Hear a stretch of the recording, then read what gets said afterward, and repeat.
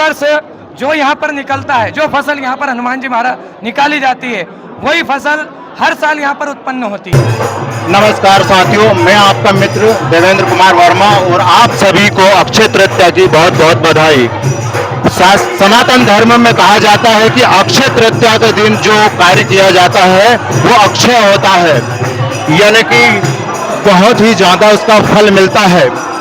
आज मैं ग्राम धामंदा के श्री हनुमान जी महाराज के मंदिर में हूँ और ये दिन किसानों के लिए बहुत ही शुभ दिन माना गया है, क्योंकि यहाँ पूरे वर्ष का फल, मतलब पूरे वर्ष का जो आने वाले वर्ष का भविष्यवाणी की जाती है।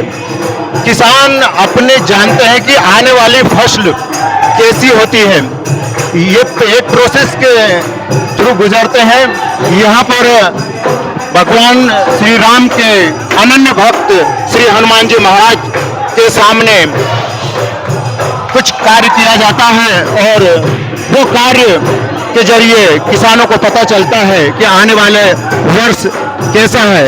इस प्रक्रिया को कवेड़ी कहा जाता है और यहाँ जो आता है वो इस प्रकार इस वर्ष जो आया है वो 2 बार गेहूं आए हैं, यानी कि आने वाले रबी की फसल बहुत ही अच्छी होगी और एक बार रुपया भी आया है, यानी कि आने वाली फसल का भाव अच्छा होगा। और वही बात की जाए तो एक बार ज्वार आई है, यानी कि आने वाली जो खरीफ की फसल है वो भी बहुत अच्छी होगी। यानी कि देखा जाए तो ये वर्ष सामान्य है।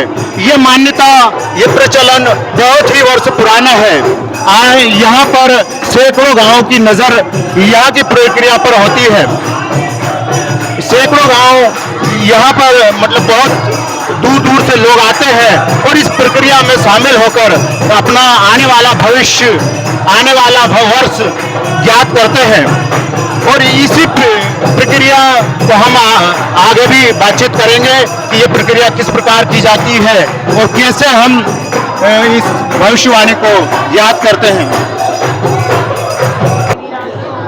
जी नमस्कार, आप यही धामंदा के निवासी हैं? हाँ, धामंदा के निवासी। अच्छा, ये जो ज्ञात वर्ष मतलब आने वाला वर्ष के जो भविष्य देखा जाता है, ये प्रक्रिया कब से प्रचलन में है? ये तो पुराने बुजुर्ग लोगों के जमाने से चली आई है।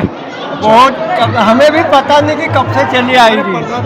हाँ। यानी कि आपके दादा और परदादा के जमाने से ये प्रक्रिया चली आ रही है। इस प्रक्रिया में क्या करना होता है और कैसे आप ज्ञात करते हैं कि आने वाला भविष्य कैसे तय होगा, कैसे उसका राशिफल निकलेगा, कैसे इसका निकलेगा? इसकी पूरी साफ सफाई करके बाकायदा चोला वोला बाबा का चढ़ा के पूजन पाठ सब करके पंडित द्वारा पूजन पाठ करवा के 12 बजे इसका सारी प्रक्रिया होती है। तो यानी कि 12 बजे आप यहाँ पे पूरी प्रक्रिया शुरू करते हैं। तो शुरुआत ही प्रक्रिया में मतलब कैसे ज्ञात कर लेते हैं कि अब क्या आया है? वो अपन 4 गोले बनाते हैं आटे के। हाँ, उसमें 4 ही आइटम रखते हैं। एक में गेहूं, एक में ज्वार, एक में रुपया, एक में दोब, और फिर मटकी में रखते हैं और पंडित के बच्चे पे उनमें से एक एक उठवाते हैं। यानी कि बहुत ही छोटा बच्चा जो कि भगवान का रूप ही माना जाता है, उस बच्चे से उठवाया जाता है। उससे उठवाया जाता है और एक उठवाने के बाद पछा उसको उसमें वापस रख दिया जाता है कि 4 ही हमेशा साफ ही रहे। अच्छा, फिर उसमें से एक को फोड़ के देख लेते हैं कि क्या निकला। उसमें ये सारी चीजें उसमें रख दी जाती है।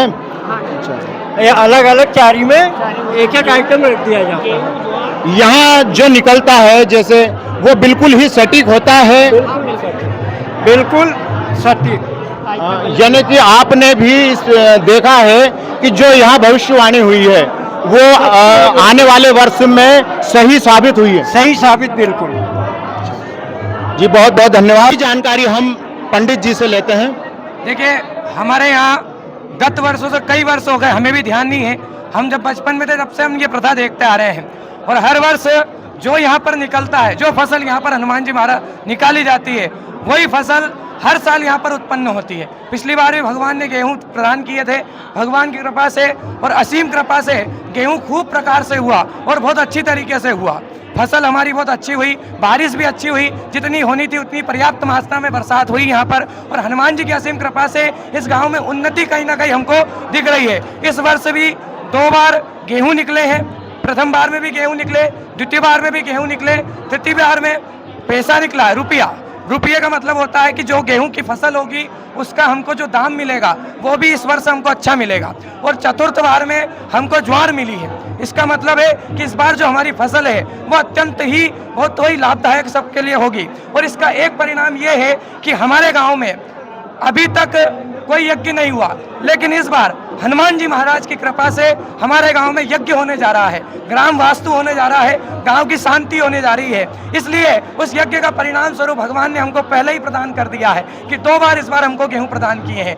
और इस गांव में यज्ञ की तारीख जो सुनिश्चित की गई है वो 19 मई से 26 मई की गई है। 19 मई को भव्य कलश यात्रा हमारे गाँव में निकाली जाएगी, 20 तारीख को अग्निस्थापन और यज्ञ प्रारंभ हो जाएगा, 25 तारीख को यज्ञ की पूर्णाहुति भगवान भोलेनाथ का प्राण प्रतिष्ठा होगा, और 26 तारीख को पूरे गांव का भंडारा रखा गया है। तो इस गांव की बाबा बालाजी महाराज की कृपा से ये गांव नहीं, आसपास के जितने क्षेत्र के गांव के लोग यहाँ पर आते हैं, उपस्थिति प्रदान करते हैं, और भगवान बालाजी महाराज की कृपा से ये गांव और जो आसपास के गांव हैं वो इन्हीं की कृपा से सब उन्नति से चल रहा है, बाबा राम जी की कृपा से चल रहा है। तो सभी से मेरा निवेदन है कि यहाँ पर जो भी है फसल निकलती है उस फसल के निकलने के माध्यम से ही अपने फसलों का उत्पादन करें, अपने फसलों की बुआई करें। बोलिए हनुमान जी महाराज।